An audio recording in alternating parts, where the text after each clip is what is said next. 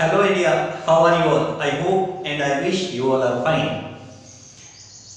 तो चलिए अब बात करते हैं अपने क्लास की जो आज हमें डिस्कस करनी है। आज हमें डिस्कस करना है capacitance of A spherical capacitor. थोड़ा सा इसके इतिहास में जाते हैं, इसकी हिस्ट्री को थोड़ा सा रिकॉल करते हैं। एक्चुअल में क्या है, हमने डिस्कशन किया था कैपेसिटर का, प्रिंसिपल ऑफ कैपेसिटर भी हमने स्टडी किया था। जो टाइप्स ऑफ कैपेसिटर है वो तीन तरीके के कैपेसिटर होते हैं। पहला पैरेलल प्लेट कैपेसिटर जो कि हम स्टडी कर चुके हैं, जिसमें दो पैरेलल प्लेट्स होती थी, एक दूसरे के पैरेलल होती थी। और दूसरा जो अब हम डिस्कस करने जा रहे हैं स्फेरिकल कैपेसिटर। नेक्स्ट जो होगा वो होगा सिलेंड्रिकल कैपेसिटर, जो कि आपके आरबीएससी के सिलेबस में नहीं है। आरबीएससी के सिलेबस में सिलेंड्रिकल कैपेसिटर को नहीं लिया गया है, स्फेरिकल कैपेसिटर है। तो चलिए बात करते हैं स्फेरिकल कैपेसिटर की। इसको एक डायग्राम की हेल्प से समझने की कोशिश करते हैं। एक शानदार सा स्फीयर ले लिया, ओके, इसके चारों तरफ, इस स्फीयर के चारों तरफ इसी के कॉन्सेंट्रिक दूसरा स्फीयर ले लिया, ये बड़ा सा स्फीयर। अब हमने क्या किया, इस वाले स्फीयर को बैटरी की हेल्प से नेगेटिव चार्ज दे दिया, ओके, बढ़िया। इस वाले स्फीयर को बहुत अच्छा लगा कि इसको नेगेटिव चार्ज मिला। अब ये स्फीयर क्या करेगा, चार्ज को इंड्यूस कराएगा। जैसे ही मैंने इसको ये नेगेटिव चार्ज दे दिया, इस वाले नेगेटिव चार्ज ने दूसरे वाले कॉन्सेंट्रिक स्फीयर के इंटरनल सरफेस पे पॉजिटिव चार्ज सेम अमाउंट में इंड्यूस करा दिया। Now according to the conservation of energy, जितना नेगेटिव चार्ज यहां इंड्यूस हुआ है उतना ही पॉजिटिव, जितना पॉजिटिव चार्ज यहां इंड्यूस हुआ है उतना ही नेगेटिव चार्ज आउटर सरफेस पे इंड्यूस होगा। लेकिन वो जो चार्ज होगा आउटर सरफेस वाला, वो हम बैटरी की हेल्प से या फिर अर्थ कर देंगे उसको। या तो बैटरी लगा देंगे ताकि वो जो नेगेटिव चार्ज आए वो बैटरी के पॉजिटिव टर्मिनल पे चला जाए, या फिर इसको अर्थ कर सकते हैं। सेपरेटली इसको हम अर्थिंग भी कर सकते हैं, जो भी सुटेबल आपके लिए रहे। तो अभी राइट नाउ मैंने यहां अर्थिंग कर दी, ओके। मान लो ये वाला स्फीयर है स्फीयर नंबर 1 और ये वाला स्फीयर है स्फीयर नंबर 2। तो बड़े वाले स्फीयर की रेडियस मान लेते हैं r1 और छोटे वाले स्फीयर की रेडियस ले लेते हैं r2। तो ये है वो स्फेरिकल कैपेसिटर, ये है वो स्फेरिकल कैपेसिटर जिसका कैपेसिटेंस फाइंड आउट करने के लिए मैं इंटरेस्टेड हूं, और जिसका कैपेसिटेंस आता है 4 पाई एप्सिलॉन नॉट और r1 r2 अपॉन में r1 माइनस r2। ये कैपेसिटेंस मुझे डेराइव करना है, बताना है कि इस स्फीयर का कैपेसिटेंस इतना होता है। डायग्राम में बना चुका हूं। अब हमने क्या किया, दो पॉइंट्स कंसीडर कर लिए, एक यहां पॉइंट ए और एक यहां पॉइंट बी। यहां ले लिए पॉइंट ए और यहां point B. So let's start the story. एक काम करते हैं, ये जो बड़ा वाला स्फीयर है स्फीयर नंबर बी, इस स्फीयर की वजह से मैं पॉइंट ए पर पोटेंशियल कितना बनाएगा ये पता करता हूं। कोई भी जो स्फीयर है, ये जो स्फीयर है स्फीयर नंबर 1, ये अपने इस पॉजिटिव चार्ज की वजह से इस जगह पर कितना पोटेंशियल बनाएगा पॉइंट नंबर ए पे, ये फाइंड आउट करना चाहता हूं। सो द पोटेंशियल कौन सी स्फीयर का, ऑफ स्फीयर नंबर कौन सा है 1, ओके। कहां पे, ए पे। Sphere number 1 at point A.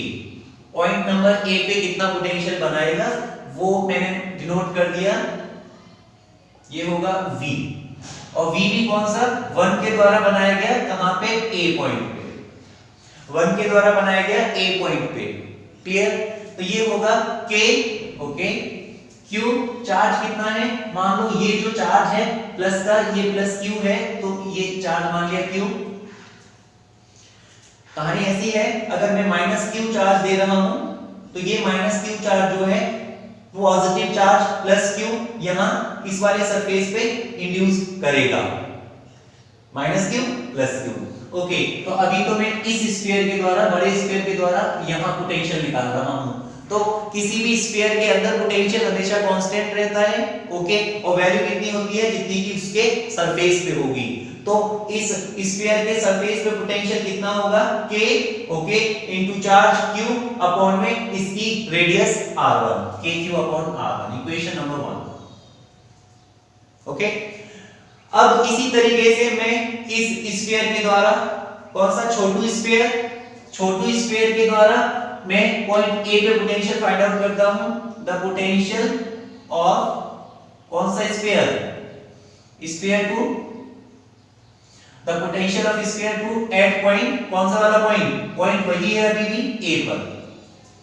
Chhotu sphere ये वाला, कहां, पॉइंट ए पर, कितना होगा v, ओके, कौन से स्फीयर के द्वारा, दूसरे स्फीयर के द्वारा, कौन से पॉइंट पे, ए पॉइंट पे, पोटेंशियल होगा k, ओके, चार्ज कितना है इसका। तो इस वाले सरफेस के लिए, इस वाले स्फीयर के लिए, तो ये जो पॉइंट है a, इसके सरफेस पर ही है। सरफेस पे पोटेंशियल का फॉर्मूला क्या होता है, किसी भी चार्ज के द्वारा, किसी भी चार्ज स्फीयर के द्वारा सरफेस पे पोटेंशियल का फॉर्मूला होता है k into charge minus q upon में रेडियस। रेडियस कितनी है, बोले तो r2, इक्वेशन नंबर 2। ओके, तो अब एक काम करो, दोनों के द्वारा 1k और 2 के द्वारा पॉइंट ए पे टोटल पोटेंशियल कितना बनेगा। सो द टोटल पोटेंशियल कहां, eight point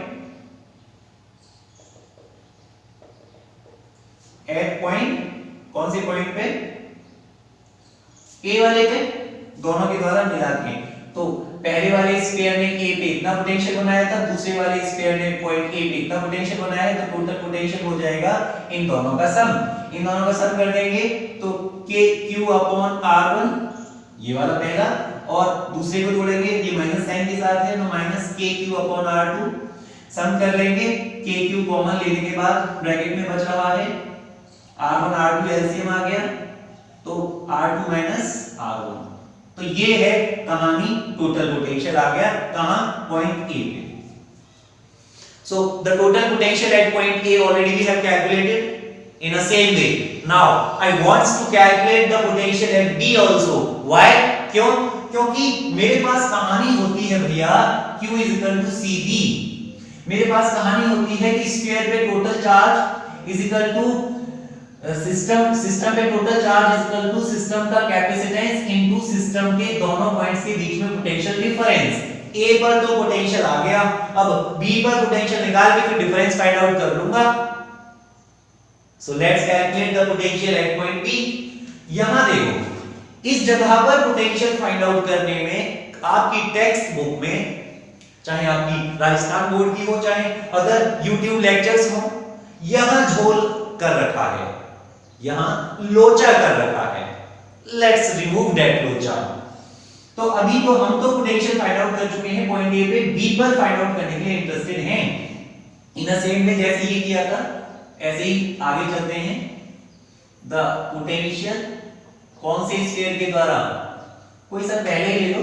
the potential of sphere 1 कहां पे, at point B, at point B, B वाले पॉइंट पे, at point B.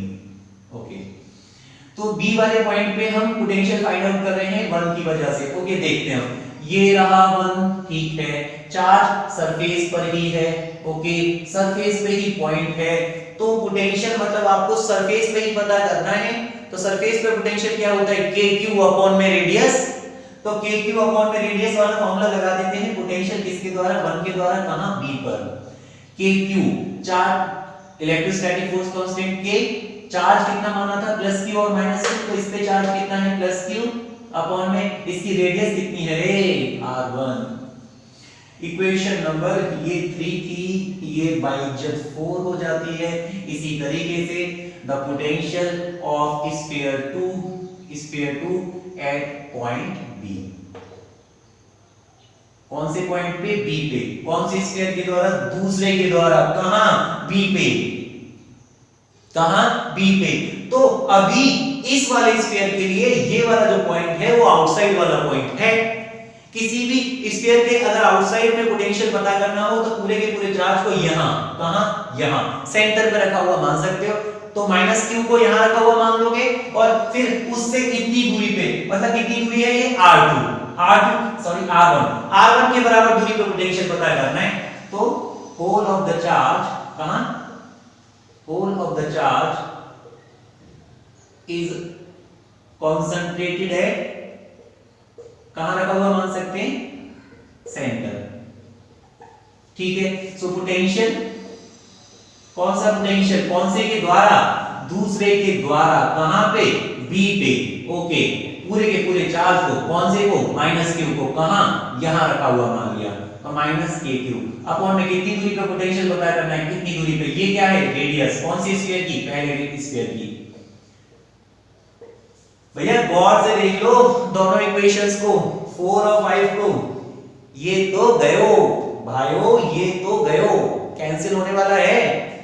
These both potentials will get cancelled, ये दोनों पोटेंशियल्स एक दूसरे को कैंसिल कर देंगे। So the net potential at point B, so the net potential कहां, at point B, ओके, कितना हुआ,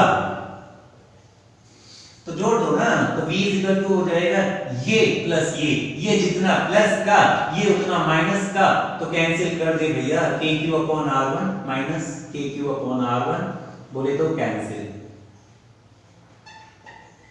तो potential at b equal to 0 आ गया, इक्वेशन नंबर 6 बन गई। तो अब पोटेंशियल डिफरेंस निकाले। सो let's find out the potential difference in between these given two spheres, इन दोनों के बीच में पोटेंशियल डिफरेंस कैलकुलेट करते हैं। तो potential difference delta V equal to होगा B पॉइंट पे पोटेंशियल माइनस A पॉइंट पे पोटेंशियल। पोटेंशियल डिफरेंस निकाल रहा हूं, तो B पॉइंट पे पोटेंशियल माइनस A पॉइंट पे पोटेंशियल। B पॉइंट पे पोटेंशियल कितना आया है, बाय इज्जत 0 आया है, माइनस A पॉइंट पे पोटेंशियल कितना आया है, जो भी आया है आपके सामने आया है, R2 माइनस R1 अपॉन में R1 R2। ओके, काम करो, इस नेगेटिव पॉइंट B पे तो पोटेंशियल 0 था, ओके, A पॉइंट पे पोटेंशियल की वैल्यू ये है, इस नेगेटिव को यहां मल्टीप्लाई कर दो, ये जीवन में नेगेटिविटी नहीं दिखेगी, KQ मल्टीप्लाई बाय नेगेटिव, ये हो गया R1 minus R2 upon R1 R2। ये अभी कुछ मिलता जुलता दिख रहा है, लोगों को उम्मीदें बनने लगी हैं, उनको लग रहा है कि शायद कुछ आ सकता है। ओके, तो अब हम जानते हैं जनरल फॉर्मूला क्या होता है, सिंस वी नो, ये तो आप लिख ही दिया करो चाहे जानते हो या नहीं जानते।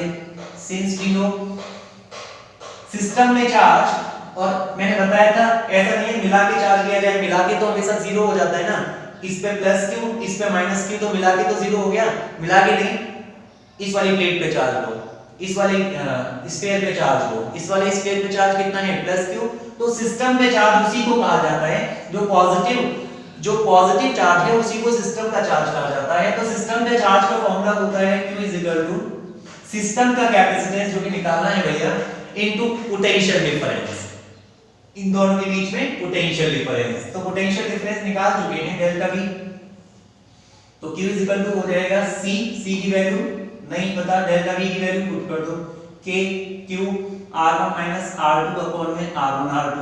ओके, अब भैया कुछ कैंसिल होते हुए दिख रहा है, तो फिर इसको दबा कर यहां से हटा दे, तो C इक्वल टू आ गया, बाई जता रहा है, K दूसरी साइड जाके 1 अपॉन K, और R1 माइनस R2 जाके दूसरी साइड जाके उल्टा हो जाएगा, R1 R2 अपॉन में R1 माइनस R2। कईयों को लगा सर कहां आया, अभी तो नहीं आया, तो भैया अभी ये जो इलेक्ट्रोस्टैटिक फोर्स कांस्टेंट है इसकी वैल्यू तो पुट कर, क्योंकि जानते हैं K 1/4 पाई एप्सिलॉन नॉट होता है, इसलिए 1/K उल्टा कर 4 पाई एप्सिलॉन नॉट हो जाएगा। अब इसकी वैल्यू को सीधा करके लिख दे उधर, तो C 1/K की वैल्यू ये आ गई 4 पाई एप्सिलॉन नॉट, और R1 R2 अपॉन में R1 माइनस R2, यही है। Hence proof, hence direct, यही हमें फाइंड आउट करना था। तो आपको ध्यान रखना है स्फेरिकल कैपेसिटर का कैपेसिटेंस होता है C is equal to 4 pi epsilon naught R1 R2 upon में R1 माइनस R2। एक बात यहां से मुझे अब केस स्टडीज की तरफ जा रहा हूं, एक बात मुझे समझ में आ रही है कि भैया जो कैपेसिटेंस होता है वो साइज और शेप पे डिपेंड करता है, क्योंकि R1 R2 इन पे डिपेंड कर रहा है ना। इसके अलावा जो कैपेसिटेंस होता है वो परमिटिविटी पे भी डिपेंड करता है। तो एक काम कर, अब ये जो दोनों कैपेसिटर हुआ ये जो दोनों कंडक्टर हुआ करते थे, स्फेरिकल कंडक्टर 2, स्फेरिकल कंडक्टर 1, अब ये जो खाली सी जगह दिख रही है ना, इसको किसी डाइलेक्ट्रिक मीडियम से भर दे। ऐसे डाइलेक्ट्रिक मीडियम से भर दे जिसकी रिलेटिव परमिटिविटी एप्सिलॉन r है। let the empty space is filled with किसके द्वारा, with a dielectric medium having relative permittivity epsilon r। तो नया कैपेसिटेंस जो होगा, सो द न्यू कैपेसिटेंस अभी तो भैया बढ़ेगा क्यों, इसके बारे में हम बहुत चर्चा कर चुके हैं। नया कैपेसिटेंस होगा मीडियम के अंदर, C medium is equal to, तो 4 पाई एप्सिलॉन नॉट की जगह आ जाएगा 4 pi epsilon, okay. R1 R2 ये सब तो चेंज हुआ नहीं है। एप्सिलॉन इज इक्वल टू क्या होता है, epsilon not into epsilon r। Epsilon बोले तो परमिटिविटी ऑफ द मीडियम, ये जो भी मीडियम भरा है इसकी परमिटिविटी कितनी होती है आजकल, परमिटिविटी का फॉर्मूला होता है permittivity of free space into relative permittivity. Epsilon r से डिनोट करते हैं, वैल्यू पुट कर मान को रख, तो 4 पाई की जगह 4 पाई और एप्सिलॉन की जगह epsilon not into epsilon r। Epsilon r को आगे ले आया, 4 पाई एप्सिलॉन की जगह मैंने 4 पाई एप्सिलॉन की जगह epsilon not epsilon r put कर दिया, बाकी तो सेम है ना, बाकी सब फर्स्ट क्लास है। अब ये देखें इसको गौर से, यही रहो जो हम पहले डेराइव कर चुके थे एयर के लिए। जब इन दोनों के बीच में कुछ नहीं था, मतलब वैक्यूम था या फिर एयर थी, उस टाइम पे कैपेसिटेंस कितना आया करता था, तो मीडियम के अंदर capacitance is equal to epsilon r गुना किसका, जो कि एयर के अंदर हुआ करता था। तो capacitance in medium is equal to epsilon r times of the capacitance C, which was the capacitance when the conductor plates are filled with air या फिर वैक्यूम। तो आप देख सकते हैं कैपेसिटेंस एप्सिलॉन r गुना बढ़ गया है। जैसे अगर इन दोनों के बीच में माइका की शीट भर दी जाए, माइका के लिए रिलेटिव परमिटिविटी 6 होती है, तो माइका की शीट भर देने से इस सिस्टम का कैपेसिटेंस पुराने कैपेसिटेंस से 6 गुना बढ़ जाएगा, क्योंकि माइका के लिए एप्सिलॉन r 6 होता है। क्लियर? तो ये तो हो गया मीडियम पे डिपेंडेंसी। इसके अलावा R1 और R2 पे भी डिपेंडेंसी है। अब अगर ये जो बाहर वाला मीडियम है R1 केस 2, ये तो था केस 1, ओके। अभी क्या है, केस पे केस किए जा रहे हैं, तो केस 2 पे चल रहे हैं। अभी R1 की वैल्यू को बहुत बड़ा लिया है, इफ केस 2 हमसे कह रहा है इफ R1 इज बहुत बड़ा देन R2, तो भैया R2 को तो जहां माइनस किया है ना R1 में से R2 को, इतनी बड़ी क्वांटिटी में से इतनी छोटी सी क्वांटिटी को माइनस करेंगे, इतनी बड़ी क्वांटिटी में से छोटी क्वांटिटी को माइनस करेंगे, कोई फर्क नहीं पड़ेगा। दैट इज यहां पे ऊपर नहीं, यहां पे, क्योंकि बहुत बड़ी क्वांटिटी के साथ में छोटी सी क्वांटिटी को माइनस कर रहे हैं, तो R2 को नियर अबाउट 0 मान सकता हूं यहां, लेकिन यहां नहीं, यहां उसका वजूद है, वैल्यू है, यहां पे मानेंगे, क्योंकि मैं R1 के कंपैरिजन में R2 को बहुत छोटा मान रहा हूं, R1 को बहुत बड़ा मान लिया है, तो R2 को 0, तो ये हो जाएगा C 4 pi epsilon not R1 into R2 upon में R2 को 0 मान रखा है, तो R1 आ गया, R1 से R1 कैंसिल कर दिया, तो C आ गया 4 पाई एप्सिलॉन नॉट R1। तो ये फॉर्मूला हमें देखा हुआ सा लग रहा है, और ये फॉर्मूला होता था आइसोलेटेड स्फेरिकल कंडक्टर का। तो ठीक है ना, इसकी रेडियस तो बहुत बड़ी हो गई, इतनी बड़ी हो गई कि अब तो ये आपको दिख ही नहीं रहा है भैया, इनफाइनाइट पे चला गया, तो बचा ना अकेला, तन्हा मायूस, अकेला एक कंडक्टर। और अकेले कंडक्टर की तो यही कहानी होती है, जैसे हर एक मायूस इंसान की होती है। तो ये हो गया दूसरा केस स्टडीज में। क्लियर है? तो 2 ही केस स्टडीज में हम करेंगे। मिलते हैं नेक्स्ट क्लास में, तब तक के लिए मैं लेता हूं आपसे अलविदा। जय हिंद, जय भारत।